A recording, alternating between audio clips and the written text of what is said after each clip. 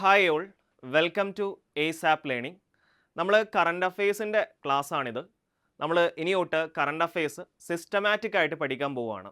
അതിൻ്റെ ഭാഗമായിട്ട് ആദ്യത്തെ ക്ലാസ്സാണ് സെപ്റ്റംബർ 2025 പ്രധാനപ്പെട്ട PSC എക്സാമിന് ചോദിക്കുന്ന പ്രധാനപ്പെട്ട ചോദ്യങ്ങൾ ഏതൊക്കെയാണ്, അതുപോലെ തന്നെ അതുമായി ബന്ധപ്പെട്ട് മുൻവർഷങ്ങളിൽ ചോദിച്ചിട്ടുണ്ടോ എന്നുള്ള കാര്യങ്ങളൊക്കെ നമ്മൾ ഈ ക്ലാസ്സിൽ ഡിസ്കസ് ചെയ്യുന്നുണ്ട്. സോ അടുത്ത എക്സാമുകൾക്ക് പ്രിപ്പയർ ചെയ്യുന്ന ആളുകളാണെങ്കിൽ തീർച്ചയായിട്ടും യൂസ്ഫുൾ ആയ സീരീസ് ആണ് ഇത്. സെപ്റ്റംബർ മാസത്തിലെ ആദ്യ പാർട്ട് ക്ലാസ് ആണ്. ഇതിൻ്റെ അടുത്ത പാർട്ട് നമ്മൾ ഉടൻ തന്നെ അപ്ലോഡ് ചെയ്യുന്നതാണ്. അപ്പോൾ നമ്മൾ ആദ്യ ക്ലാസ് ആയതുകൊണ്ട് നമ്മൾ കറണ്ട് അഫെയർസ് പഠിക്കുന്ന രീതി എന്ന് പറഞ്ഞു കഴിഞ്ഞാൽ വളരെ സിസ്റ്റമാറ്റിക് ആയിട്ടാണ് പഠിക്കുന്നത്. അതായത് ആദ്യം കേരളത്തെക്കുറിച്ച്, അതിനുശേഷം ഇന്ത്യയെക്കുറിച്ച്, അതിനുശേഷം ലോകത്തെക്കുറിച്ച്, ഇങ്ങനെ ഓരോ സെക്ഷനായിട്ടാണ് പഠിക്കുന്നത്. ഇങ്ങനെ പഠിക്കുമ്പോൾ നിങ്ങളുടെ പഠനത്തിനൊരു സിസ്റ്റമേഷൻ കൊണ്ടുവരാനും അതുപോലെ തന്നെ കൃത്യമായിട്ട് നിങ്ങൾക്കൊരു ചിട്ടയോടെ പഠിക്കാനും നിങ്ങൾക്ക് സാധിക്കുന്നതാണ്. അപ്പോൾ ആദ്യം നമ്മൾ ഡിസ്കസ് ചെയ്യുന്നത് 2025 കേരളവുമായി ബന്ധപ്പെട്ട പ്രധാനപ്പെട്ട കറണ്ട് അഫെയർസ് ആണ്. Once again welcome to ASAP. So നമ്മൾ കേരളവുമായി ബന്ധപ്പെട്ട പ്രധാനപ്പെട്ട ഒരു PSC എക്സാമിന് ചോദിക്കാൻ സാധ്യതയുള്ള പ്രധാനപ്പെട്ട ചോദ്യങ്ങളാണ് നമ്മൾ ഡിസ്കസ് ചെയ്യുന്നത്. അപ്പോൾ ഒരു മാസമാണെങ്കിൽ ഒരുപാട് ന്യൂസസ് ഉണ്ടാവും. നമുക്കതെല്ലാം ആവശ്യമില്ല. ഏതാണോ എക്സാമിന് ചോദിക്കാൻ സാധ്യതയുള്ളത്, അതായത് മുൻ വർഷങ്ങളെ പേപ്പർ നോക്കുമ്പോൾ നമുക്കൊരു ഐഡിയ കിട്ടും ഏതൊക്കെയാണ് കറണ്ട് അഫെയർസ് ഭാഗത്ത് ചോദിക്കാൻ സാധ്യത. അങ്ങനെയുള്ള പ്രധാനപ്പെട്ട പോയിന്റുകളാണ് നമ്മൾ ഈ ക്ലാസ്സിൽ ഡിസ്കസ് ചെയ്യുന്നത്. സോ നമുക്ക് ആദ്യ പോയിന്റിലേക്ക് കടക്കാം. സോ ആദ്യത്തെ പോയിന്റ് എന്ന് പറയുന്നത് വയനാടുമായി ബന്ധപ്പെട്ട ഒരു പോയിന്റ് ആണ്. വയനാട് ജില്ലയിൽ തുരങ്കപാത വരുവാണ്. ഓക്കെ, അപ്പോൾ അതുമായി ബന്ധപ്പെട്ട ചോദ്യങ്ങൾ വരാൻ സാധ്യതയുണ്ട്. അപ്പോൾ ആ വയനാട് ജില്ലയുമായി ബന്ധപ്പെട്ട പോയിന്റ് നമുക്കൊന്ന് ഡിസ്കസ് ചെയ്യാം. ഈ ഒരു തുരങ്കത്തിൻ്റെ ആദ്യ ഘട്ടം എന്ന രീതിയിൽ ഇത് ഉദ്ഘാടനം ചെയ്യുന്ന ഡേറ്റ് കൃത്യമായിട്ട് അറിഞ്ഞിരിക്കണം. 2025 ഓഗസ്റ്റ് 31 ഈ തുരങ്കത്തിൻ്റെ നിർമ്മാണത്തിന് മുഖ്യമന്ത്രി പിണറായി വിജയൻ തുടക്കമിടുന്നത്. അത് കൃത്യമായിട്ട് ആ ഡേറ്റ് അറിഞ്ഞിരിക്കുക. 2025 ഓഗസ്റ്റ് 31 ഈ ഒരു തുരങ്കപാത നിർമ്മാണത്തിന് പിണറായി വിജയൻ തുടക്കമിട്ടിട്ടുള്ളത്. ഇനി ഏതൊക്കെ സ്ഥലങ്ങളെയാണ് ഇത് കണക്ട് ചെയ്യുന്നത്? ആനക്കാംപോയിൽ, അതുപോലെ തന്നെ കള്ളാടി, മേപ്പാടി, ഇതാണ് ഈ തുരങ്കപാതയുടെ ആ ഒരു സ്ഥലങ്ങൾ. അത് കണക്ട് ചെയ്യുന്ന സ്ഥലങ്ങൾ എന്ന് പറയുന്നത് ഏകദേശം 8 കിലോമീറ്റർ, 8.73 കിലോമീറ്റർ ആണ്. ആ ഒരു നമ്പർ നിങ്ങൾ ഓർത്തിരിക്കണം.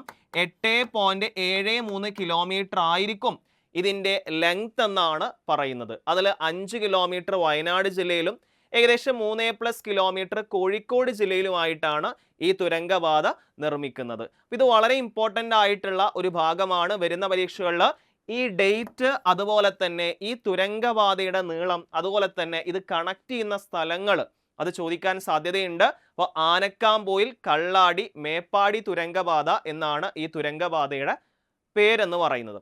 അടുത്തത് KSFEയുമായി ബന്ധപ്പെട്ട ഒരു പോയിന്റ് ആണ്. അപ്പോൾ KSFEക്ക് ഈയിടെ, അതായത് 2025 സെപ്റ്റംബർ മാസത്തിൽ സ്വദേശ് സമ്മാൻ എന്ന് പറയുന്ന ഒരു ദേശീയ പുരസ്കാരം ലഭിച്ചിട്ടുണ്ട്. എന്താണ് സ്വദേശ് സമ്മാൻ എന്ന് വെച്ച് കഴിഞ്ഞാൽ മികച്ച സംഭാവനകൾ നൽകുക. അത് ഏത് മേഖല എന്നല്ല, മികച്ച സംഭാവനകൾ നൽകുന്ന സ്ഥാപനങ്ങൾക്ക്, വ്യക്തികൾക്ക്, അവർക്ക് നൽകുന്ന ഒരു പുരസ്കാരമാണ് സ്വദേശ് സമ്മാൻ ദേശീയ പുരസ്കാരം എന്ന് പറയുന്നത്. സോ അത് ലഭിച്ച കേരളത്തിലെ സ്ഥാപനമാണ് KSFE എന്ന് പറയുന്നത്. അപ്പോൾ സ്വദേശ് സമ്മാൻ എന്ന് പറഞ്ഞു കഴിഞ്ഞാൽ ഏതെങ്കിലും മേഖലകളിൽ മികച്ച സംഭാവന, അല്ലെങ്കിൽ ഏതെങ്കിലും വ്യക്തികൾക്ക് അവർ ഏതെങ്കിലും മേഖലയിൽ മികച്ച സംഭാവന നൽകിയിട്ടുണ്ടെങ്കിൽ അവർക്ക് നൽകുന്ന പുരസ്കാരമാണ് സ്വദേശ് സമ്മാൻ എന്ന് പറയുന്നത്. അത് ലഭിച്ച കേരളത്തിലെ ധനകാര്യ സ്ഥാപനമാണ് KSFE, Kerala state financial enterprise എന്നുള്ളതാണ് അതിൻ്റെ ഫുൾ ഫോം ആയിട്ട് വരുന്നത്. അടുത്തത് ആർദ്ര കേരള പുരസ്കാരമാണ്. ആർദ്രം എന്ന് പറയുന്ന പദ്ധതിയെക്കുറിച്ച് PSC പരീക്ഷകളിൽ എപ്പോഴും ചോദിക്കുന്ന ഒരു സ്കീമാണ് ആർദ്രം, അല്ലേ? സർക്കാർ ആശുപത്രികളെ രോഗി സൗഹൃദമാക്കുക എന്ന ലക്ഷ്യത്തോടെയുള്ള പദ്ധതിയാണ് ആർദ്ര പുരസ്കാരം എന്ന് പറയുന്നത്. അപ്പോൾ ഈ ആശുപത്രികൾ, സർക്കാർ ആശുപത്രികൾ, അതിൽ മികച്ച പ്രവർത്തനങ്ങൾ നൽകുന്ന തദ്ദേശ സ്വയംഭരണ സ്ഥാപനങ്ങൾക്കാണ് ആർദ്ര കേരള പുരസ്കാരം നൽകാറുള്ളത്. അപ്പോൾ അതിൽ എപ്പോഴും ചോദിക്കുന്നതാണ് മികച്ച ഗ്രാമപഞ്ചായത്ത്, മികച്ച ബ്ലോക്ക് പഞ്ചായത്ത്, മികച്ച ജില്ലാ പഞ്ചായത്ത്, മുനിസിപ്പാലിറ്റി, കോർപ്പറേഷൻ തുടങ്ങിയ വിഭാഗത്തിൽ എപ്പോഴും ചോദിക്കാറുണ്ട്. സോ 2025 ആ വർഷം കൃത്യമായിട്ട് ഓർത്തിരിക്കണം, ചിലപ്പം വർഷം മാറ്റി ചോദിക്കാം. 2025 ആർദ്ര കേരള പുരസ്കാരം ലഭിച്ച പഞ്ചായത്താണ് വെള്ളിനേഴി പഞ്ചായത്ത്. ഏത് ജില്ലയിലാണ്? പാലക്കാട് ജില്ലയിലെ പഞ്ചായത്താണ് ഏതെന്ന് പറയുന്നത് വെള്ളിനേഴി പഞ്ചായത്ത് എന്ന് പറയുന്നത്. അടുത്തത് ബ്ലോക്ക് പഞ്ചായത്ത്. ബ്ലോക്ക് പഞ്ചായത്തിന്റെ പേരെന്താണ്? പള്ളുരുത്തി എന്നാണ്. ഈ പള്ളുരുത്തി സ്ഥിതി ചെയ്യുന്ന എവിടെയാണ്? എറണാകുളം ജില്ലയിലാണ്. ഇനി ജില്ലാ പഞ്ചായത്ത് ആണെങ്കിൽ ഇടുക്കി ജില്ലയാണ്. മുനിസിപ്പാലിറ്റി ആണെങ്കിൽ തൃശ്ശൂർ ജില്ലയിലെ മുനിസിപ്പാലിറ്റി ആയിട്ടുള്ള ഗുരുവായൂരിനാണ് ഈ ഒരു പുരസ്കാരം ലഭിച്ചിട്ടുള്ളത്. മികച്ച കോർപ്പറേഷൻ ഏതാണ്? തിരുവനന്തപുരമാണ്. ഈ ഒന്നാം സ്ഥാനക്കാർക്ക് 1, 2, 3 സ്ഥാനങ്ങളൊക്കെ ഉണ്ട്. നമ്മൾ എല്ലാ സ്ഥാനങ്ങളും പഠിക്കേണ്ട ആവശ്യമില്ല. ഒന്നാം സ്ഥാനം ലഭിച്ചിട്ടുള്ള വിവിധ തദ്ദേശ സ്വയംഭരണ സ്ഥാപനങ്ങളെയാണ് നമ്മൾ പറഞ്ഞിട്ടുള്ളത്. അപ്പോൾ ഇവർക്കൊക്കെ 10 ലക്ഷം രൂപയാണ് സമ്മാന തുക എന്ന് പറയുന്നത് കേട്ടോ. 10 lakhs ആണ് ഇവർക്കുള്ള സമ്മാന തുക എന്ന് കൂടി നിങ്ങൾ മനസ്സിലാക്കുക. അപ്പോൾ കൃത്യമായിട്ട് മനസ്സിലാക്കുക. ആർദ്ര കേരള പുരസ്കാരത്തിൽ ഏറ്റവും കൂടുതൽ ചോദിക്കാൻ ചാൻസ് ഉള്ള ഒരു ഏരിയ ആണ് ഈ വെള്ളിനേഴി പഞ്ചായത്ത്. മികച്ച ഗ്രാമപഞ്ചായത്ത് ഏതാണ്? വെള്ളിനേഴി പഞ്ചായത്താണ് പാലക്കാട് ജില്ല. അപ്പോൾ ആർദ്ര കേരള പുരസ്കാരം കൃത്യമായിട്ട് മനസ്സിലാക്കുക. നോട്ട് എഴുതിയെടുക്കുന്നവർ വളരെ ഇമ്പോർട്ടൻ്റ് ആയിട്ടുള്ള ടോപ്പിക്കാണ്. എന്താണ് ആർദ്രം സ്കീം എന്ന് പറഞ്ഞു കഴിഞ്ഞാൽ? സർക്കാർ ആശുപത്രികളെ രോഗീ സൗഹൃദമാക്കുക എന്ന ലക്ഷ്യത്തോടെയുള്ള പദ്ധതിയാണ്.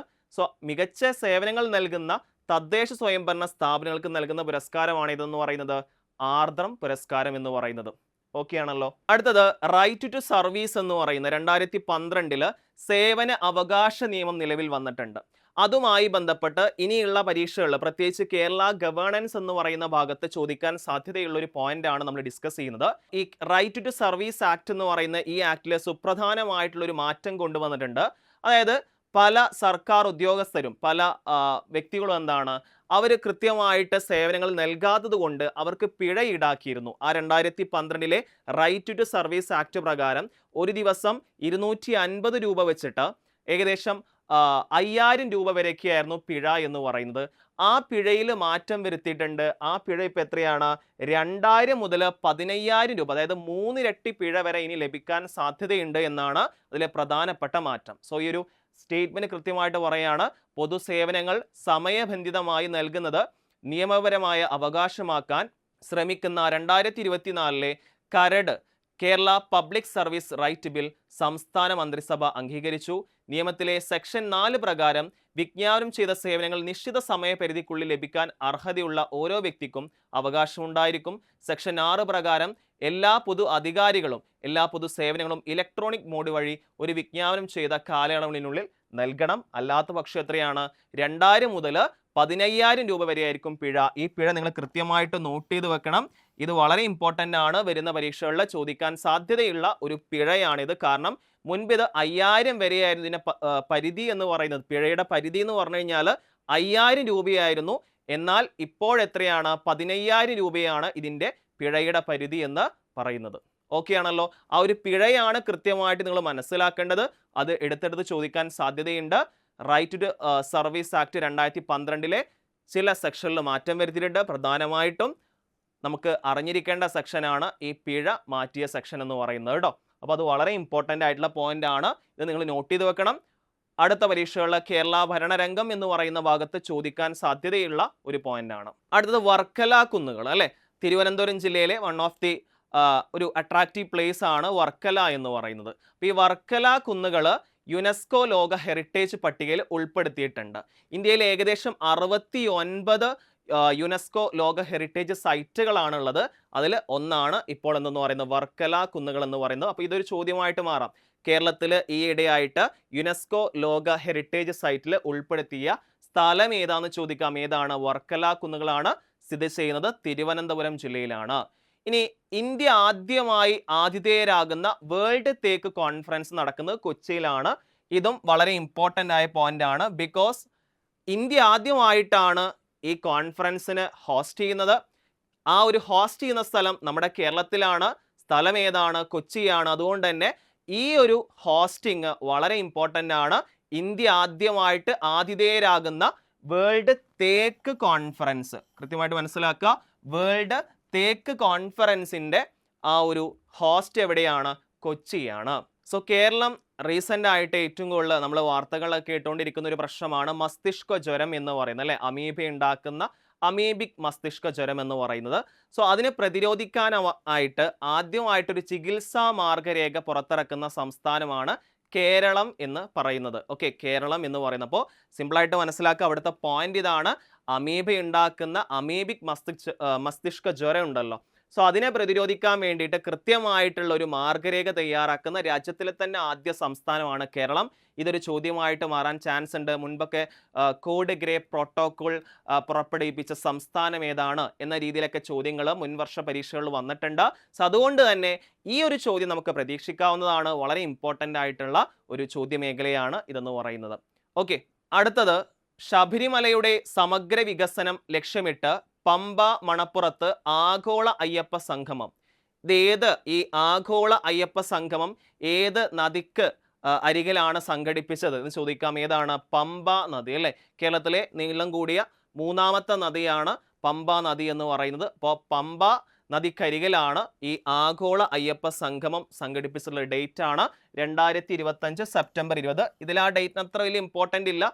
മേ ബി അയ്യപ്പ ആഗോള സംഗമം ഏത് നദിക്കരികിലാണ് സംഘടിപ്പിച്ചത്, ആ രീതിയിൽ ഒരു ചോദ്യം വരാൻ സാധ്യതയുണ്ട്. ഏതാണ്? പമ്പ നദിയാണ്. ഇനി രാജ്യത്തെ ആദ്യ ഡിജിറ്റൽ കുടുംബ കോടതി. റീസെന്റ് ആയിട്ട് നടന്ന അസിസ്റ്റന്റ് ടൈം കീപ്പർ എന്ന പരീക്ഷയിൽ രാജ്യത്തെ ആദ്യത്തെ ഡിജിറ്റൽ കോടതി ചോദിച്ചിരുന്നു. ഏതാണ്? കൊല്ലമാണ്. രാജ്യത്തെ ആദ്യ ഡിജിറ്റൽ കോടതി ഏതാണ്? കൊല്ലമാണ്. അതുപോലെ തന്നെ ആദ്യ ഡിജിറ്റൽ കുടുംബ കോടതിയാണ് ഇത് ശാസ്താംകോട്ടയിൽ എന്ന് പറയുന്നത്. ഓക്കെ, അപ്പോൾ ആദ്യത്തെ ഡിജിറ്റൽ കോർട്ട് എന്ന് പറഞ്ഞു കഴിഞ്ഞാൽ അത് കൊല്ലമാണ്. ആദ്യ ഡിജിറ്റൽ കുടുംബ കോടതി എന്ന് പറഞ്ഞാൽ ഏതാണ്? ശാസ്താംകോട്ടയിലാണ്. അടുത്ത പോയിന്റ് എന്ന് പറഞ്ഞാൽ കേരളത്തിലെ ആദ്യത്തെ സിനിമ ടൂറിസം പദ്ധതി കിരീടം പാലം അല്ലേ. അതായത് മോഹൻലാലിന്റെ സിനിമയായിട്ടുള്ള കിരീടം, അതിലൊരു പാലമുണ്ട്. പിന്നീട് അത് അറിയപ്പെടുന്നത് എന്താണ്? ആ സിനിമയിലൂടെ ആ പാലം അറിയപ്പെടുന്നത് എന്താണ്? കിരീടം പാലം എന്നാണ്. ആ കിരീടം പാലം എന്താണ്? ആദ്യത്തെ സിനിമ ടൂറിസം പദ്ധതിയിൽ ഉൾപ്പെടുത്തിയിട്ടുണ്ട്. ഇതും ഒരു വളരെ ഇമ്പോർട്ടൻ്റ് ആയിട്ടുള്ളൊരു ചോദ്യമാണ്, ചോദിക്കാൻ സാധ്യതയുണ്ട്. ഓക്കെ ആണല്ലോ. അപ്പോൾ ആദ്യ ഡിജിറ്റൽ കുടുംബ കോടതി ഏതാണ്? അത് ശാസ്താംകോട്ടയിലാണ്. ആദ്യ സിനിമ ടൂറിസം പദ്ധതി എവിടെയാണ്? കിരീടം പാലം, ജില്ലയാണ് തിരുവനന്തപുരം എന്ന് പറയുന്നത്. സംസ്ഥാനത്ത് പൂർണ്ണമായി തെരുവ് വിളക്കുള്ള ഗ്രാമപഞ്ചായത്ത് ഏതാണ്? പാറളമാണ്. ഇപ്പോൾ എന്തായാലും ഇനി തദ്ദേശ സ്വയംഭരണ സ്ഥാപനങ്ങളിലേക്കുള്ള തെരഞ്ഞെടുപ്പ് വരികയാണ്. സ്വാഭാവികമായിട്ടും നിങ്ങളുടെ പ്രദേശങ്ങളിലൊക്കെ എല്ലാ പ്രശ്നങ്ങളും പരിഹരിച്ചുകൊണ്ടിരിക്കുന്നുണ്ടാവുമെന്ന് വിചാരിക്കുന്നു. സോ അതിൻ്റെ ഭാഗമായിട്ട് തന്നെ ഒരു ഗ്രാമപഞ്ചായത്ത് എന്താണ്? തെരുവ് വിളക്കുകൾ പൂർണ്ണമായിട്ടും അതുള്ള ആ ഒരു പഞ്ചായത്തായിട്ട് മാറുവാണ്. ആ പഞ്ചായത്തിൻ്റെ പേരാണ് പാറളം, ജില്ല തൃശ്ശൂരാണ്. അതുപോലെ കൊള്ളപ്പലിശക്കാരെ പൂട്ടാൻ വേണ്ടിയിട്ട്, അവരെ തടയാൻ വേണ്ടിയിട്ട് സംസ്ഥാന തലത്തിൽ പോലീസ് നടത്തിയ പരിശോധനയാണ് ഓപ്പറേഷൻ ഷൈലോക്ക്. ഇപ്പോൾ PSC പരീക്ഷകളിൽ ഓരോ ഓപ്പറേഷൻസിനെ കുറിച്ച് ചോദിക്കുന്നുണ്ട്, അത് എന്തുമായി ബന്ധപ്പെട്ടതെന്ന് ചോദിക്കുന്നുണ്ട്. സോ അതുകൊണ്ട് തന്നെ ഓപ്പറേഷൻ ഷൈലോക്ക് എന്ന് പറഞ്ഞു കഴിഞ്ഞാൽ കൊള്ളപ്പലിശക്കാർക്കെതിരെയുള്ള സംസ്ഥാന പോലീസിന്റെ പരിശോധനയാണ് ഓപ്പറേഷൻ ഷൈലോക്ക് എന്ന് പറയുന്നത്. ഇനി ലോകത്തിലെ തന്നെ ഏറ്റവും ചെറിയ പഞ്ചായത്ത് എന്ന് പറയുന്ന പഞ്ചായത്ത് നമ്മുടെ കൊല്ലം ജില്ലയിലാണ്. ആ കൊല്ലം ജില്ലയിലെ പഞ്ചായത്തിന്റെ പേരാണ് പത്തനാപുരം ഗാന്ധി ഭവൻ സ്നേഹഗ്രാമം പഞ്ചായത്ത് എന്ന് പറയുന്നത്. അപ്പോൾ ലോകത്തിൽ ഒരുപാട് രാജ്യങ്ങളുണ്ട്. ആ രാജ്യങ്ങൾ ഒരുപാട് ചില പ്രദേശങ്ങളിൽ ഗ്രാമപഞ്ചായത്ത് പോലെയുള്ള സിസ്റ്റങ്ങൾ ഉണ്ടാവും. സോ അതിലൊക്കെ നോക്കിയിട്ട് ലോകത്തിലെ ഏറ്റവും ചെറിയ ഗ്രാമപഞ്ചായത്ത് എന്ന് പറയുന്നത് ഏതാണ്? പത്തനാപുരം ഗാന്ധി ഭവൻ സ്നേഹഗ്രാമം പഞ്ചായത്താണ്. ഇത് സ്ഥിതി ചെയ്യുന്ന സ്ഥലമാണ് കൊല്ലം ജില്ല എന്ന് പറയുന്നത്. അടുത്ത വളരെ ഇമ്പോർട്ടൻ്റ് ആയിട്ട് അടുത്ത പരീക്ഷകളിൽ ചോദിക്കാൻ സാധ്യതയുള്ള ഒരു ചോദ്യമാണ് കാവൽ പദ്ധതി. ഈ കാവൽ പദ്ധതി എന്ന് പറഞ്ഞു കഴിഞ്ഞാൽ ചെറിയ കുട്ടികളൊക്കെ എന്നാണ്, പ്രത്യേകിച്ച് 18 വയസ്സിന് താഴെയുള്ള കുട്ടികളൊക്കെ ആയിരുന്നു. അവർ കുറ്റകൃത്യങ്ങളിൽ നിന്ന് അവരെ തടയുക. ഇനി ചെയ്ത ആളുകളാണെങ്കിൽ അവർക്ക് എന്താണ്, പിന്നീട് ആ ഒരു സൊസൈറ്റിയുമായി ബന്ധപ്പെട്ട പല പ്രശ്നങ്ങളുണ്ടാവും, അവർ നേരിടുന്നതിന് പല ബുദ്ധിമുട്ടുകളുണ്ടാവും. സോ അതൊക്കെ ഒഴിവാക്കിയിട്ട് അവരെ അവരെ കൂടുതൽ സൊസൈറ്റിയുമായിട്ട് എൻഗേജ് ചെയ്യിപ്പിക്കുക എന്നതുമായി ബന്ധപ്പെട്ട പദ്ധതിയായിരുന്നു കാവൽ എന്ന് പറയുന്നത്.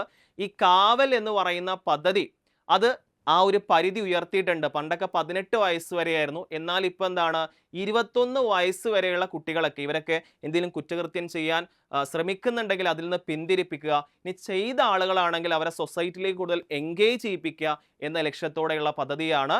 സോ അതിൻ്റെ ഒരു പ്രായപരിധി 21 വയസ്സിന് താഴെയാണ് നിങ്ങളെങ്കിൽ, നിങ്ങൾ ഇത്തരം പ്രശ്നങ്ങളിൽ ഉൾപ്പെട്ടിട്ടുണ്ടെങ്കിൽ, അല്ലെങ്കിൽ ഇത് കാണുന്ന ആളുകൾ ഉൾപ്പെട്ടിട്ടുണ്ടെങ്കിൽ അവർക്ക് ആ ഒരു വനിതാ ശിശു വികസന വകുപ്പ് കൊണ്ടുവരുന്ന ഒരു പദ്ധതിയാണ് കാവൽ പദ്ധതി. അതിലൂടെ അവരെ മാക്സിമം ആ ഒരു സൊസൈറ്റിയുമായിട്ട് എൻഗേജ് ചെയ്യിപ്പിക്കാൻ സാധിക്കും. ഓക്കെ ആണല്ലോ. അപ്പോൾ നമ്മളിവിടെ അറിഞ്ഞിരിക്കേണ്ട വയസ്സ് ആണ്, ആ വയസ്സിന്റെ പരിധിയാണ് ഈ കാവലിന്റെ ഉയർന്ന പരിധി എത്ര ആക്കിയിട്ടുണ്ട്? 21 ആക്കിയിട്ട് മാറ്റിയിട്ടുണ്ട്. സോ കേരളവുമായി ബന്ധപ്പെട്ട് സെപ്റ്റംബറിലെ പ്രധാനപ്പെട്ട points, exam point of view ചോദിക്കാൻ സാധ്യതയുള്ള പോയിന്റ്സ് ഇതാണ്. നമ്മൾ ഇനി ഇന്ത്യയുമായി ബന്ധപ്പെട്ട് നമ്മൾ അറിഞ്ഞിരിക്കേണ്ട പ്രധാനപ്പെട്ട എക്സാമിന് ചോദിക്കാൻ സാധ്യതയുള്ള പോയിന്റ്സ് ആണ് നമ്മൾ പറയുന്നത്. അടുത്തത് സംസ്ഥാന പദവി ആവശ്യപ്പെട്ടുകൊണ്ട് ലഡാക്കിൽ, അതായത് ലഡാക്ക് നമുക്കറിയാം 2019 കാശ്മീരിനെ വിഭജിച്ചുകൊണ്ട് എന്താണ് ലഡാക്കും കാശ്മീരും എന്ന് പറഞ്ഞ 2 കേന്ദ്രഭരണ പ്രദേശങ്ങൾ ഇന്ത്യയിലാക്കിയിട്ടുണ്ട് അല്ലെ. കാശ്മീർ ഇപ്പം എന്താ സംസ്ഥാനമല്ല, ഒരു കേന്ദ്രഭരണ പ്രദേശമാണ്. അപ്പോൾ ഈ ലഡാക്കിലെ ജനങ്ങൾ എന്താണ്, ഇനി ലഡാക്കിന് എന്താണ് ഒരു സംസ്ഥാന പദവി ആവശ്യമാണ് എന്ന ഉദ്ദേശത്തോടെ എന്താണ് അവർ സമരം ചെയ്യുകയാണ്. സോ അതിന് നേതൃത്വം നൽകുന്ന വ്യക്തിയാണ് സോനം വാങ്ചുക് എന്ന് പറയുന്നത് കേട്ടോ. സോനം വാങ്ചുക് ആണ് ഈ ലഡാക്കിന് എന്താണ് ഒരു സംസ്ഥാന പദവി ലഭിക്കണം എന്ന ലക്ഷ്യത്തോടെ ലഡാക്കിന്റെ സമര നേതാവാണ് സോനം വാങ്ചുക് എന്ന് പറയുന്നത്. ഇതും ഒരു ചോദ്യമായിട്ട് മാറാൻ സാധ്യതയുണ്ട്. ലഡാക്കിന്റെ സമര നേതാവ് ആരാണ്? സോനം വാങ്ചുക് ആണ്. ഇനി ഇന്ത്യയിൽ നിന്ന് യുനെസ്കോ പട്ടികയിൽ ഇടം പിടിച്ച 13ാമത്തെ ബയോസ്ഫിയർ റിസർവ് ഏതാണ്? അതായത് യുനെസ്കോ പട്ടികയിൽ ഇടം പിടിച്ച, ഇന്ത്യയിൽ ബയോസ്ഫിയർ എത്രയുണ്ടെന്ന് ചോദിച്ചു കഴിഞ്ഞാൽ ടോട്ടൽ 18 ബയോസ്ഫിയർ റിസർവ് ആണ് ഇന്ത്യയിലുള്ളത്.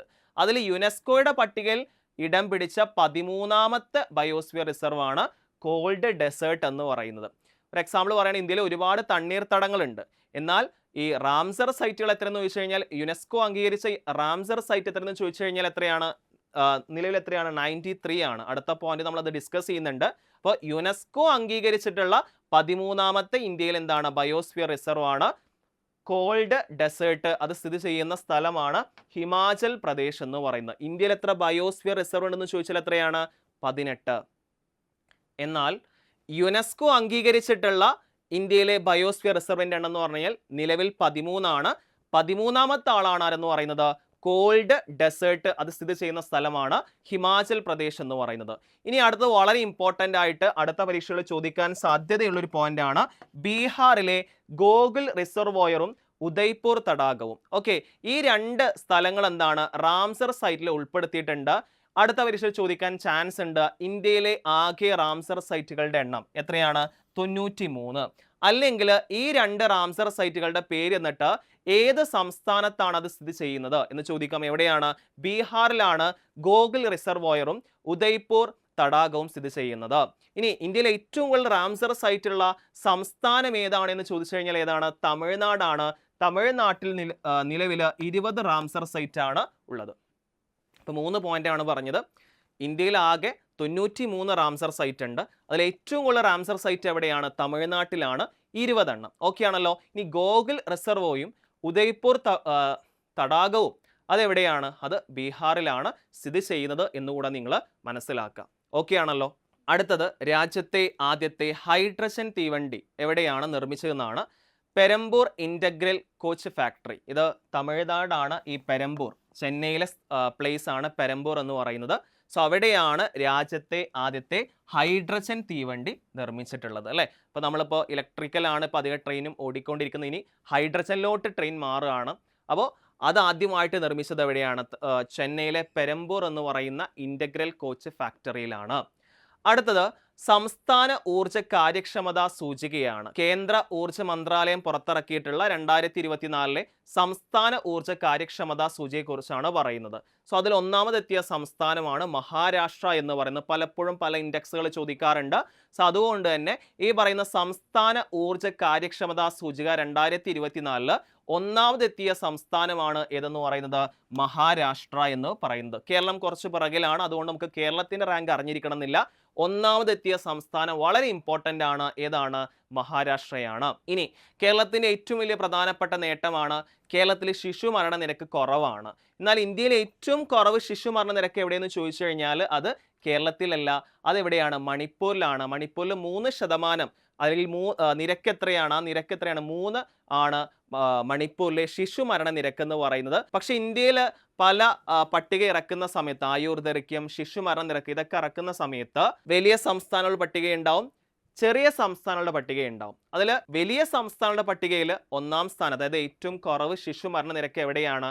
അത് കേരളത്തിലാണ്. എന്നാൽ ചെറിയ സംസ്ഥാനങ്ങളുടെ പട്ടികയിലാണ് മണിപ്പൂർ ഒന്നാമതുള്ളത്.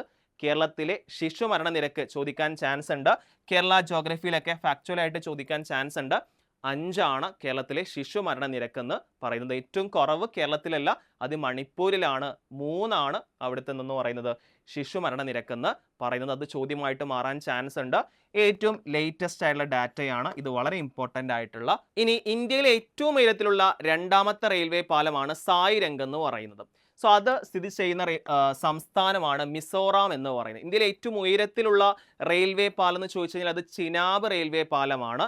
ഓക്കെ, ഏകദേശം 359 മീറ്റർ ആണ് അതിൻ്റെ ഹൈറ്റ് എന്ന് പറയുന്നത്. ഏകദേശം ആ ഒരു ചിനാബ് നദീതടത്തിൽ നിന്നും ഏകദേശം 359 മീറ്റർ ആണ് അതിൻ്റെ ഹൈറ്റ് എന്ന് പറയുന്നത്.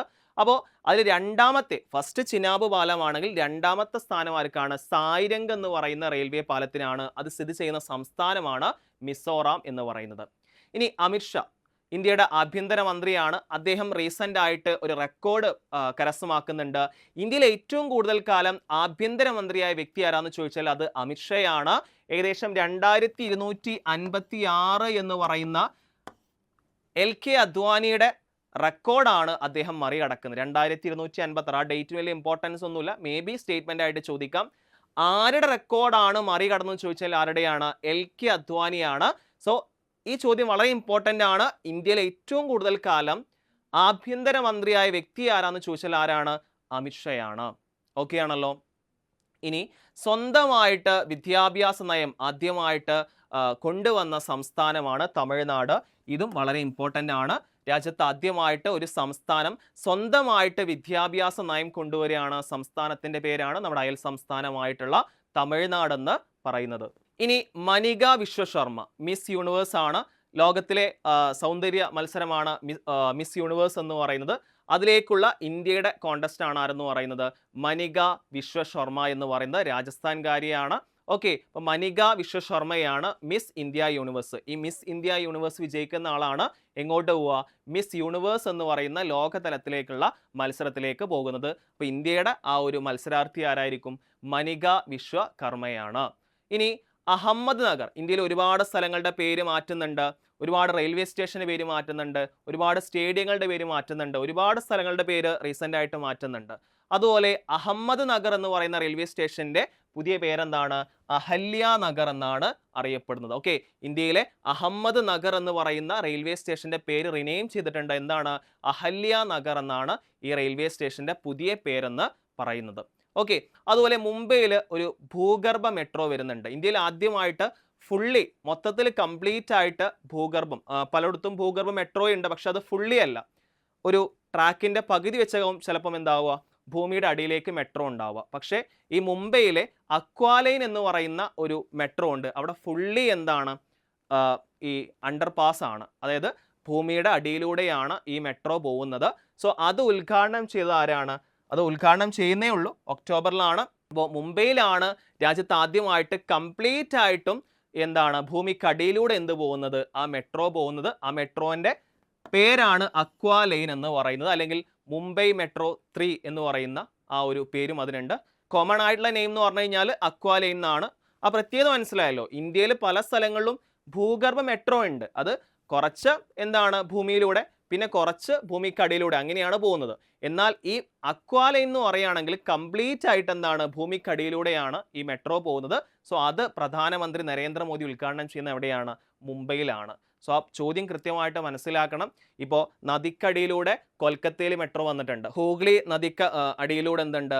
കൊൽക്കത്തയിൽ മെട്രോ ഉണ്ട്. വാട്ടർ മെട്രോ എന്ന് പറയുന്നത് കൊച്ചിയിലുണ്ട്. ഓക്കെ, അപ്പോൾ അതുപോലെ ഭൂഗർഭ മെട്രോ എന്ന് പറയുന്നത് എവിടെയാണ്? അത് മുംബൈയിലാണ് വരുന്നത്. ഇനി മുഴുവൻ ഇൻഷുറൻസ് ആവശ്യങ്ങൾക്കുമുള്ള ഒറ്റ പ്ലാറ്റ്ഫോമിൻ്റെ പേരാണ് ഭീമാ സുഖം എന്ന് പറയുന്നത്. അതായത് ഇന്ത്യയിൽ ലൈഫ് ഇൻഷുറൻസ് ഉണ്ട്, ഹെൽത്ത് ഇൻഷുറൻസ് ഉണ്ട്. അപ്പോൾ ഇതിനൊക്കെ സെപ്പറേറ്റ് ആയിരുന്നു ആദ്യം. എന്നാൽ ഇതെല്ലാം കൂടി മിക്സ് ചെയ്തിട്ട്, എല്ലാം കൂടി ഒരുമിപ്പിച്ചിട്ട് ഒരു ഇൻഷുറൻസ് പ്ലാറ്റ്ഫോം വരികയാണ്. അതിൻ്റെ പേരാണ് ഭീമാ സുഖം എന്ന് പറയുന്നത്. അതുപോലെ ഓപ്പറേഷൻ നുംഖോറിനെ കുറിച്ചിട്ട് ഇപ്പോൾ റീസെൻ്റ് ആയിട്ട് ഒരുപാട് മലയാള നടന്മാർ ഈ ഒരു കേസിൽ പെട്ട കാര്യം നിങ്ങളെല്ലാവരും വായിച്ചു കാണും. കസ്റ്റംസ് പരിശോധന വന്ന കാര്യം നിങ്ങൾ ഒരുപക്ഷെ വാർത്തകളിൽ വായിച്ചിട്ടുണ്ടാവും. അപ്പോൾ ഇതിൻ്റെ റീസൺ എന്ന് വെച്ച് കഴിഞ്ഞാൽ നമ്മുടെ ഭൂട്ടാനിൽ നിന്നുള്ള ആർമി കാറുകൾ അത് എന്താണ് ഹിമാചൽ പ്രദേശിലെ കുറച്ച് മുതലാളിമാർ വില കുറച്ച് വാങ്ങുകയും എന്നിട്ട് പിന്നീട് അവരെന്ത് ചെയ്യും? ഉയർന്ന പൈസക്ക് ഇന്ത്യയിൽ എന്താണ്, അതായത് നികുതി വെട്ടിക്കുക എന്നുള്ളതാണ് പ്രധാന ഉദ്ദേശം. ഓക്കെ, ഈ ഭൂട്ടാനിൽ കുറഞ്ഞ പൈസക്ക് വാങ്ങുന്ന സമയത്ത് നികുതി വെട്ടിച്ചിട്ട് പിന്നീട് എന്താണ് പല വിൻറ്റേജ് കാറുകളും ഇന്ത്യയിൽ ഉയർന്ന നിരക്കിൽ വിൽക്കുക എന്നാണ് ഈ മുതലാളിമാരുടെ ജോലി എന്ന് പറയുന്നത്. അപ്പോൾ അത് കസ്റ്റംസ് കണ്ടെത്തുകയും നികുതി വെട്ടിച്ചു കഴിഞ്ഞാൽ സ്വാഭാവികമായിട്ടും കസ്റ്റംസ് പിടിക്കും. അപ്പോൾ അതാണ് ഇതിൻ്റെ പ്രശ്നം എന്ന് പറയുന്നത്. അപ്പോൾ അതിൻ്റെ ഭാഗമായിട്ടുള്ള ഒരു സർച്ചിങ് ആയിരുന്നു, കസ്റ്റംസ് നടത്തിയിട്ടുള്ള ഒരു ഓപ്പറേഷൻ ആയിരുന്നു ഓപ്പറേഷൻ നുംകോർ എന്ന് പറയുന്നത്. അപ്പോൾ കേരളത്തിലേക്ക് ഇതിൻ്റെ ഭാഗമായിട്ട് ഹിമാചൽ പ്രദേശിലാണ് ആദ്യം കാർ എത്തുക, അവിടുന്നാണ് ഓൾ കേരള സെയിൽ നടക്കുന്നത്. അതിൻ്റെ ഭാഗമായിട്ടാണ് പല നടന്മാരും ഈ ഒരു പ്രശ്നത്തിൽ പെട്ടത് എന്നാണ് വാർത്ത. ഓക്കെ ആണല്ലോ. ഇനി മെയ്ക്ക് ഇൻ ഇന്ത്യ എന്ന് പറയുന്നതിൻ്റെ 10 വർഷമാണ് 2014 സെപ്റ്റംബർ 25. അതായത് ഈ ഒരു മെയ്ക്ക് ഇൻ ഇന്ത്യ എന്ന് പറഞ്ഞാൽ പേര് തന്നെ ഉണ്ട്, നമ്മൾ മറ്റുള്ള രാജ്യങ്ങളെ ആശ്രയിക്കാതെ മെയ്ക്ക് ഇൻ ഇന്ത്യ, ഇന്ത്യയിൽ തന്നെ എന്താണ് പല വസ്തുക്കളും നിർമ്മിക്കുക എന്ന ലക്ഷ്യത്തോടെ ആരംഭിച്ച പദ്ധതിയാണ് മെയ്ക്ക് ഇൻ ഇന്ത്യ എന്ന് പറയുന്നത്. ഇത് ആരംഭിച്ച വർഷമാണ് 2014. അതിൻ്റെ 10 വർഷം തികയുന്ന, അല്ലെങ്കിൽ 11 വർഷം ഓക്കെ തികയുന്ന ഒരു എന്താണ് ഒരു വേളയാണ് എന്ന് പറയുന്നത് 2014 സെപ്റ്റംബർ 25 എന്ന് പറയുന്നത്. ചിലപ്പം ചോദിക്കാം, മെയ്ക്ക് ഇൻ ഇന്ത്യ പദ്ധതി നിലവിൽ വന്ന വർഷം 2014 അത് വളരെ ഇമ്പോർട്ടൻ്റ് ആണ്, കൃത്യമായിട്ട് മനസ്സിലാക്കുക. ഇനി രാജ്യത്തെ ആദ്യത്തെ വേഴാമ്പൽ സംരക്ഷണ കേന്ദ്രം അല്ലേ, നമ്മുടെ കേരളത്തിൻ്റെ സംസ്ഥാന പക്ഷിയാണ് ഈ ഒരു മലമുഴക്കി വേഴാമ്പൽ എന്ന് പറയുന്നത്. അപ്പോൾ അതിനായിട്ടൊരു സംരക്ഷണ കേന്ദ്രം രാജ്യത്ത് ആദ്യമായിട്ട് വരികയാണ്. തമിഴ്നാട്ടിലെ കോയമ്പത്തൂർ ജില്ലയിലുള്ള ആനമല കടുവാ സങ്കേതത്തിലാണ് ഈ ഒരു വേഴാമ്പൽ സംരക്ഷണ കേന്ദ്രം നിലവിൽ വരുന്നത്. എവിടെയാണ്? തമിഴ്നാട്ടിലെ കോയമ്പത്തൂർ ജില്ലയിലുള്ള ആനമല കടുവാ റിസർവിലാണ് എന്ത് വരുന്നത്, ഈ വേഴാമ്പൽ സംരക്ഷണ കേന്ദ്രം നിലവിൽ വരുന്നത്. അടുത്ത, സ്ത്രീകൾക്കായുള്ള ഏഷ്യയിലെ ആദ്യത്തെ സമർപ്പിത ക്യാൻസർ സെന്റർ എവിടെയാണ്? അത് അപ്പോളോ അധീന ന്യൂഡൽഹിയിലാണ്. സ്ത്രീകൾക്കുള്ള ഏഷ്യയിലെ ആദ്യത്തെ സമർപ്പിത ക്യാൻസർ സെന്റർ എവിടെയാണെന്ന് ചോദിച്ചു കഴിഞ്ഞാൽ ന്യൂഡൽഹിയാണ്. കൃത്യമായിട്ട് പറയുകയാണെങ്കിൽ അപ്പോളോ അധീന എന്ന് പറയുന്ന സ്ഥലത്ത്. സോ നമ്മൾ കേരളത്തെക്കുറിച്ചും ഇന്ത്യയെക്കുറിച്ചും കൃത്യമായിട്ട് പറഞ്ഞിട്ടുണ്ട്. അതിൽ ഇമ്പോർട്ടൻ്റ് ആയിട്ട് പഠിക്കേണ്ട കാര്യങ്ങളെക്കുറിച്ച് ഞാൻ ഫോക്കസ് ചെയ്ത് പറഞ്ഞിരുന്നു. അത് നിങ്ങൾ ഫോക്കസ് ചെയ്യുക. നിങ്ങൾ ചില കാര്യങ്ങൾ ഞാൻ നീട്ടി, ഇപ്പോൾ നുംകോറിനെ കുറിച്ച് ഡീറ്റെയിൽ ആയിട്ട് പറഞ്ഞിട്ടുണ്ട്. പക്ഷെ നിങ്ങൾ ആ ഓപ്പറേഷൻ്റെ പേരും അതുപോലെ എന്താണ് അതിൻ്റെ ഉദ്ദേശം അതുമാത്രം അറിഞ്ഞിരുന്നാൽ മതി. അതാണ് നമുക്കൊരു എക്സാം പോയിന്റ് ഓഫ് വ്യൂ അറിഞ്ഞിരിക്കേണ്ട കാര്യങ്ങളെന്ന് പറയുന്നത്. അടുത്തത്, നമ്മൾ വേൾഡുമായി ബന്ധപ്പെട്ട പ്രധാനപ്പെട്ട വാർത്തകളാണ്. നമ്മൾ അടുത്ത പാർട്ടിൽ നമ്മൾ മറ്റുള്ള കായികം, സയൻസ് ആൻഡ് ടെക്നോളജി ഇങ്ങനെയുള്ള ഭാഗങ്ങൾ കൂടി ഉൾപ്പെടുത്തിയൊരു വീഡിയോ ചെയ്യുന്നുണ്ട്. സോ അതിൻ്റെ ആദ്യ പാർട്ടാണ്. ഇങ്ങനെ ഒരു സിസ്റ്റമാറ്റിക് ആയിട്ടാണ് ഓരോ മേഖലകൾ നിങ്ങൾക്ക് കൃത്യമായിട്ട് പഠിക്കുമ്പോൾ പഠനത്തിലൊരു ചിട്ട വരുമെന്നാണ് കരുതുന്നത്.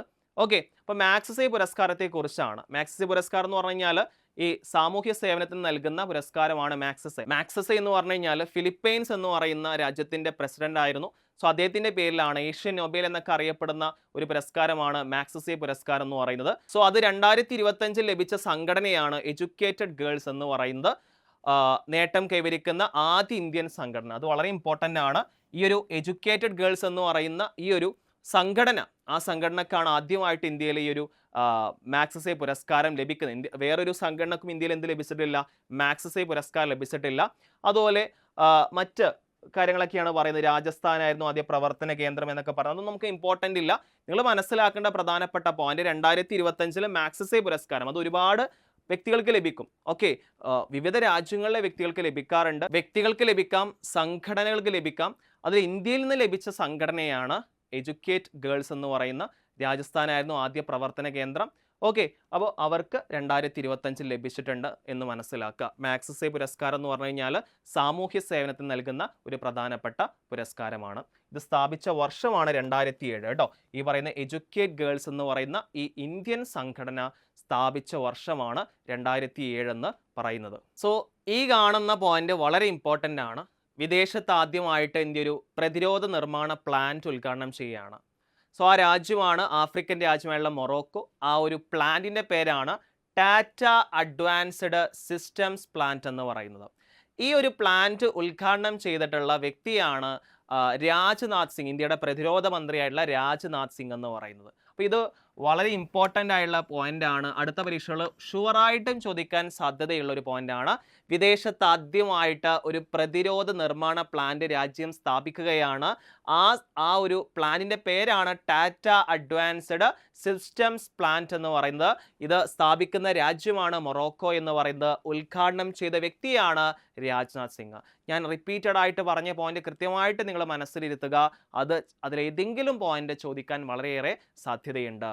ഇനി മനുഷ്യരിൽ ആദ്യമായിട്ട് പന്നിയുടെ ശ്വാസകോശം വിജയകരമായിട്ട് അത് വെച്ചുപിടിപ്പിക്കുകയാണ്. ആ രാജ്യമാണ് ചൈന എന്ന് പറയുന്നത്. നിങ്ങൾ മാറിപ്പോവരുത്.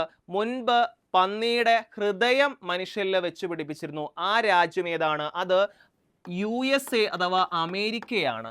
പന്നിയുടെ ഹൃദയമാണെങ്കിൽ അത് അമേരിക്കയാണ്. എന്നാൽ പന്നിയുടെ ശ്വാസകോശം മനുഷ്യരിൽ വിജയകരമായിട്ട് വെച്ചുപിടിപ്പിച്ച രാജ്യം ഏതാണ്? അത് ചൈനയാണ്. മാറിപ്പോവരുത്. രണ്ടും 2 പോയിന്റുകളാണ്. അങ്ങോട്ടും ഇങ്ങോട്ടും മാറിയത്. ഹൃദയമാണെങ്കിൽ USA ആണ്, എന്നാൽ ശ്വാസകോശമാണെങ്കിൽ ചൈനയാണ്. ഇനി ആഫ്രിക്കയിലെ തന്നെ ഏറ്റവും വലിയ അണക്കെട്ട് എത്തോപ്യയിലാണ്. ആഫ്രിക്കയിൽ നൈൽ നദിയൊക്കെ പോകുന്ന അതിലെ ജലമെല്ലാം തടഞ്ഞു നിർത്തുന്ന ഒരു ഡാമാണ്. അപ്പോൾ ആഫ്രിക്കയിലെ തന്നെ ഏറ്റവും വലിയ അണക്കെട്ട് സ്ഥിതി ചെയ്യുന്ന രാജ്യമാണ് എത്തോപ്യ എന്ന് പറയുന്നത് കേട്ടോ. ഇനി ന്യൂഡൽഹിയിലെ ഭാരത് മണ്ഡപത്തിൽ ആരംഭിച്ച ലോകത്തിലെ ആദ്യത്തെ ഡിജിറ്റൽ ഗോത്ര സർവകലാശാല ഏതാണ്? ആദി സംസ്കൃതിയാണ്. അപ്പോൾ ഭാരത് മണ്ഡപത്തിൽ ആരംഭിച്ച ലോകത്തിലെ, ഇതാണ് അതിലെ ഹൈലൈറ്റഡ് പോയിന്റ്, ലോകത്തിലെ ആദ്യത്തെ ഡിജിറ്റൽ ഗോത്ര സർവകലാശാലയുടെ പേരെന്താണ്? ആദി സംസ്കൃതി എന്നാണ്. ആദി സംസ്കൃതി എന്നാണ്. ഓക്കെ, അപ്പോൾ അതാണ് അതിലെ ഹൈലൈറ്റഡ് പോയിന്റ് എന്ന് പറയുന്നത്. ഈ ഒരു ചോദ്യം വളരെ നോക്കി വെക്കുക. അത് ചോദിക്കാൻ ചാൻസ് ഉണ്ട്. പന്നിയുടെ ഹൃദയത്തെക്കുറിച്ച് മുൻ വർഷങ്ങളിൽ PSC പരീക്ഷകൾ ചോദിച്ചിട്ടുണ്ട്. ഇനി നിങ്ങൾക്ക് പന്നിയുടെ ശ്വാസകോശത്തെക്കുറിച്ചും ചോദിക്കാൻ സാധ്യതയുണ്ട്. കൃത്യമായിട്ട് നിങ്ങൾ മനസ്സിലാക്കുക. അടുത്തത്, അഴിമതി തടയാൻ വേണ്ടിയിട്ട് ലോകത്തിൽ ആദ്യമായിട്ട് AI മന്ത്രിയെ സ്ഥാപിച്ചിട്ടുള്ള രാജ്യമാണ് അൽബേനിയ എന്ന് പറയുന്നത്. അപ്പോൾ AI ടീച്ചറിനെ കുറിച്ചിട്ട്, AI കുറിച്ച് ഒരുപാട് കാര്യങ്ങൾ നമ്മൾ പഠിച്ചിട്ടുണ്ടാവും. AI ടീച്ചർ ഐറിസ്, കേരളത്തിൽ ആദ്യമായിട്ട് AI ടീച്ചറെ നിയമിച്ചത് കല്ലമ്പലം KTCT സ്കൂൾ എന്ന് പറയും അല്ലേ. അത് AI ടീച്ചറാണ്. ഇവിടെ അഴിമതി തടയാൻ വേണ്ടിയിട്ട് ആദ്യമായിട്ട് ലോകത്തിലൊരു AI മന്ത്രിയെ സ്ഥാപിക്കുകയാണ്. ആ രാജ്യമാണ് അൽബേനിയ എന്ന് പറയുന്നത്. ഇനി 2025 സെപ്റ്റംബറിൽ ടെക് എന്ന് പറയുന്ന ഒരു ഉടമ്പടിയിൽ US-ഉം UK-യും ഒപ്പുവെച്ചിട്ടുണ്ട്. ഒരുപാട് ടെക് എന്ന് പറയുമ്പോൾ തന്നെ അതിൽ ടെക്നോളജി വരുന്നുണ്ട്, മരുന്നുകളുടെ ഒരു വ്യാപാരത്തെക്കുറിച്ച് പറയുന്നുണ്ട്. സോ ടെക് എന്ന് പറയുന്ന ഈ ഉടമ്പടി ഒപ്പുവെച്ച രാജ്യങ്ങൾ ഏതാണ് എന്ന രീതിയിലൊരു ചോദ്യം വരാം. മറക്കരുത്, ഒന്ന് USA ആണ്, മറ്റൊന്ന് UK ആണ്. ഒന്ന് USA ആണ്, മറ്റൊന്ന് UK ആണ്. ടെക് കരാർ, ടെക് എന്ന് പറയുമ്പോൾ തന്നെ അറിയാലോ, അതിൽ സാങ്കേതിക വിദ്യയുടെ വ്യാപാരത്തെക്കുറിച്ച് പറയുന്നുണ്ട്, മരുന്നുകളുടെ പരസ്പരം വ്യാപാരത്തെക്കുറിച്ച് പറയുന്നുണ്ട്. ഇനി ഇറ്റലിയുടെ പ്രധാനമന്ത്രിയാണ് ജോർജിയ മെലോണി എന്ന് പറയുന്നത്. അവിടെ ആത്മകഥയുടെ പേരാണ് I am Giorgia, my roots, my principles എന്ന് പറയുന്നത്. സോ ഈ ഒരു ആത്മകഥ, അതിൻ്റെ ഏറ്റവും പ്രധാനപ്പെട്ട പോയിന്റ് എന്ന് പറഞ്ഞു കഴിഞ്ഞാൽ ഇതിന് ആമുഖം എഴുതുന്നത് നമ്മുടെ പ്രധാനമന്ത്രിയായിട്ടുള്ള നരേന്ദ്രമോദിയാണ്. വളരെ ഇമ്പോർട്ടൻ്റ് ആയ പോയിന്റ് ആണ്. ഇറ്റാലിയൻ പ്രധാനമന്ത്രി മുൻ വർഷങ്ങളൊക്കെ ചോദിച്ചിട്ടുണ്ട്. ജോർജിയ മെലോനി എന്നാണ് അവരുടെ പേര്. അവരുടെ ആത്മകഥയുടെ പേരാണ് I am Giorgia, my roots, my principles എന്ന് പറയുന്നത്. സോ ഈ ആത്മകഥക്ക് ആമുഖം എഴുതുന്ന വ്യക്തിയാണ് നരേന്ദ്രമോദി എന്ന് പറയുന്നത്. ഇത് വളരെ ഇമ്പോർട്ടൻ്റ് ആയ പോയിന്റ് ആണ്. ചോദിക്കാൻ സാധ്യതയുണ്ട്. കാരണം എന്താണെന്ന് വെച്ച് കഴിഞ്ഞാൽ നമ്മുടെ പ്രധാനമന്ത്രിയാണ്. അതൊരു ചോദ്യമേഖലയായിട്ട് മാറാൻ സാധ്യതയുണ്ട്. സോ നമ്മുടെ കറണ്ട് അഫയേഴ്സിൻ്റെ 2025 സെപ്റ്റംബർ മാസത്തിലെ കറണ്ട് അഫയേഴ്സിൻ്റെ ആദ്യ പാർട്ടാണിത്. സോ ഇതുപോലെ നമ്മൾ ഓരോ മേഖലയും, ഇനിയിപ്പോൾ അടുത്ത പാർട്ടിൽ നമ്മൾ സെപ്റ്റംബറിലെ കായികം, അതുപോലെ തന്നെ അപ്പോയിൻമെൻറ്റ്സ്, ഹോസ്റ്റുകൾ, അതുപോലെ തന്നെ സയൻസ് ആൻഡ് ടെക്നോളജി, ഇനി പ്രത്യേകിച്ച് സൈക്ലോൺസ് ഒക്കെ ഉണ്ടായിട്ടുണ്ടെങ്കിൽ ഇങ്ങനെ ഓരോ മേഖലകളായി തിരിച്ച് നിങ്ങൾക്ക് പഠിക്കാൻ എളുപ്പത്തിൽ ആണ് നമ്മൾ ഈ ഒരു വീഡിയോ സെറ്റ് ചെയ്തിട്ടുള്ളത്. തീർച്ചയായിട്ടും ഈ വീഡിയോ നിങ്ങൾക്ക് ഇഷ്ടമായെങ്കിൽ തീർച്ചയായിട്ടും നിങ്ങൾ ലൈക്ക് ചെയ്യുക, കമൻറ്റ് ചെയ്യുക, മറ്റുള്ളവരിലേക്ക് പ്രത്യേകിച്ച് PSC പ്രിപ്പയർ ചെയ്യുന്നവർക്ക് നിങ്ങൾ ഷെയർ ചെയ്യുക. ആദ്യമായിട്ടാണ് നമ്മുടെ ചാനൽ കാണുന്നതെങ്കിൽ തീർച്ചയായിട്ടും നിങ്ങൾ സബ്സ്ക്രൈബ് ചെയ്യുക. അതുപോലെ തന്നെ ഈ വീഡിയോയെക്കുറിച്ചുള്ള അഭിപ്രായങ്ങളും നിങ്ങൾക്ക് എന്തെങ്കിലും നിർദ്ദേശങ്ങളുണ്ടെങ്കിൽ തീർച്ചയായും അത് കമൻറ്റ് ബോക്സിൽ രേഖപ്പെടുത്തുക. നമ്മൾ കറണ്ട് അഫയേഴ്സിന് മാത്രമായിട്ട് പ്രത്യേകിച്ച് HSA social science 10th prelims പരീക്ഷകൾക്ക് വേണ്ടിയിട്ട് ഒരു current affairs exclusive batch start ചെയ്യുന്നുണ്ട്. അവസാന ഘട്ടത്തിലൊന്ന് പഠനത്തിൽ നിന്ന് ബൂസ്റ്റ് ചെയ്യിപ്പിക്കാൻ വേണ്ടിയിട്ടാണ്. കറണ്ട് അഫയേഴ്സ് എത്രത്തോളം ഇമ്പോർട്ടൻ്റ് ആണ് എന്നതിനെക്കുറിച്ച് കൃത്യമായ ധാരണയുള്ളവരാകും നിങ്ങൾ. തീർച്ചയായിട്ടും ആ കോഴ്സിൻ്റെ ഡീറ്റെയിൽസ് ഞാൻ താഴെ കൊടുക്കുന്നതാണ്. തീർച്ചയായിട്ടും അത് യൂസ്ഫുൾ ആക്കാൻ ശ്രമിക്കുക. അടുത്ത വീഡിയോയിൽ നമുക്ക് സെപ്റ്റംബർ മാസത്തിലെ പ്രധാനപ്പെട്ട മറ്റ് മേഖലയുടെ പ്രധാനപ്പെട്ട കറണ്ട് അഫയേഴ്സ് പഠിക്കാം. തീർച്ചയായിട്ടും നിങ്ങളുടെ സപ്പോർട്ട് വേണം. അടുത്ത ക്ലാസ്സിൽ കാണാം. എല്ലാവർക്കും താങ്ക്